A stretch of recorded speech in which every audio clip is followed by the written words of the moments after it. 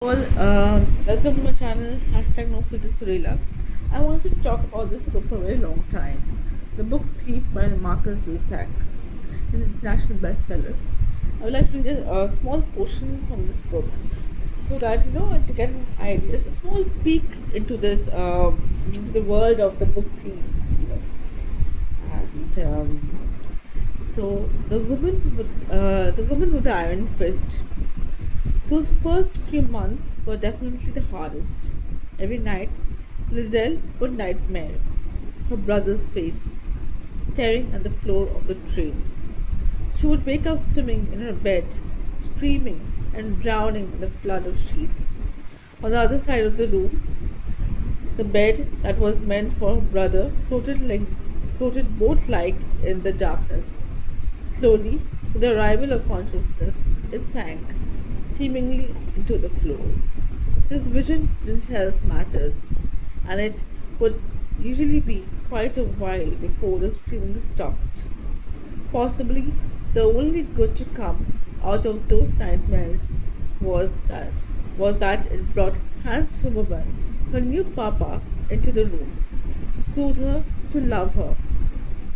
He came in every night and sat with her.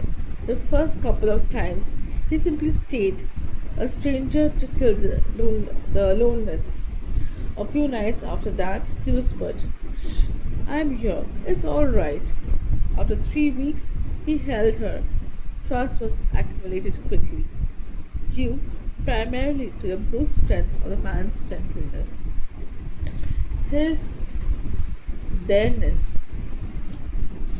The girl knew from the outset that he'd always appear mid-scream and he would not leave.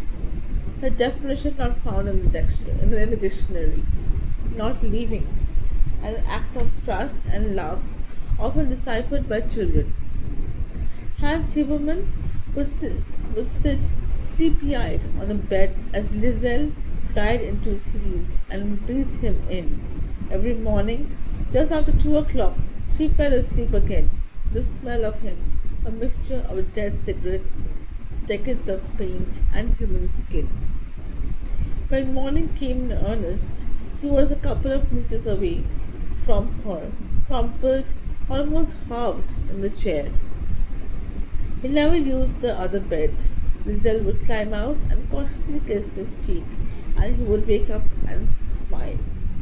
Some days, Papa told her to get back into bed and wait a minute, and he would return with his accordion and play for her. Lizelle would sit up and hum, her cold toes clenched with excitement.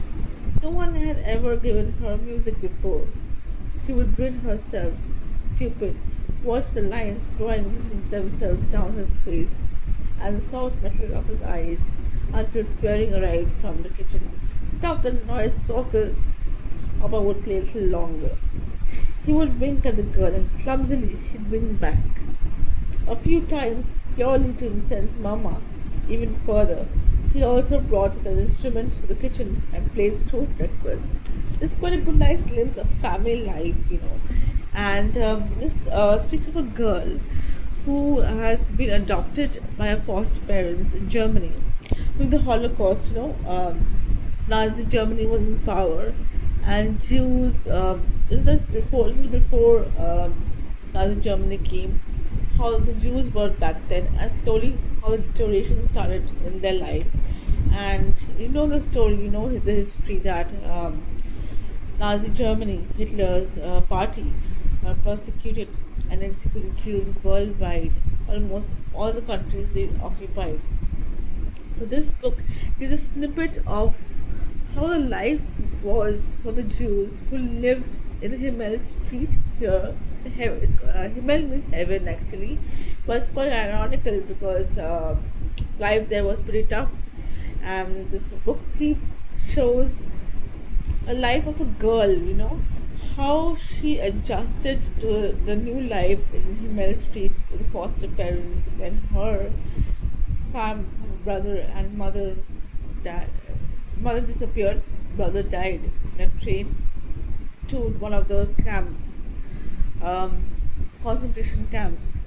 This story tells us about many other Jews living in Himalayan Street, her neighbors, her friends, her closest friend, and what happened during the Second World War, post that war, how Germany was affected, from the Germany's point of view, what happened on Himalayan Street, what happened to this girl, what happened to her family, what happened to families that were affected by this cruel law, or the rule of Nazi Germany or Hitler that obliterated so many of Jews. I mean, how cruel a person can be to other people, and within that story, within that situation, the story of hope and love, and this person, Hans Huberman, the foster father to the child, he was a very kind man, and he showed that kindness and is a strength, not a weakness.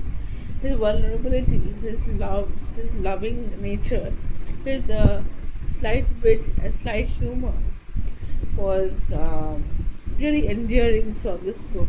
One of the kindest men I have read about, actually, in fiction. So I must give this a read, and thank you, Chetan Mahajan sir. He is the founder of Himalayan Writing Retreat, and you should check that place out. It's amazing. And this book tells about a girl, a cartoonist, some fanatical Germans, a Jewish fist fighter, and quite a lot of thievery. So this book is about a book thief. Who the book thief? You have to find out what happens in this book. You have to find out, and no spoilers. And this is a very interesting read I've ever read in recent times. So, like, I could not put the book down despite the fact I had so much to do. So you can understand what really glued me into it. And I hope one day I can write something that glue people into my books. So yeah, that is what I want to do. The second read I want to talk about is Paradise is Lost. This is by Eric Emanuel Smith, as you can see. And it is about the passage through time. It's a novel. So this is a book I'll talk about in more detail in my next vlog. Sorry, and I'll tell you why. And this book deals with immortality. How immortality really, the interpretation of immortality can be pretty wide. It's a very subjective term.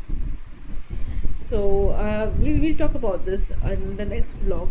So see you there, and hope you like this video. Subscribe to my channel and share it with your friends, and let me know if you have read this book, The Book Thief. What do you think about it? So we can have a little discussion on the comment section, and be very kind in the comments. I'm trying this for the very first time, so yeah, I'd love to see you there, and love to be friends with you guys through my book recommendations. And do let me know what you want to me to read, what you want me to talk about.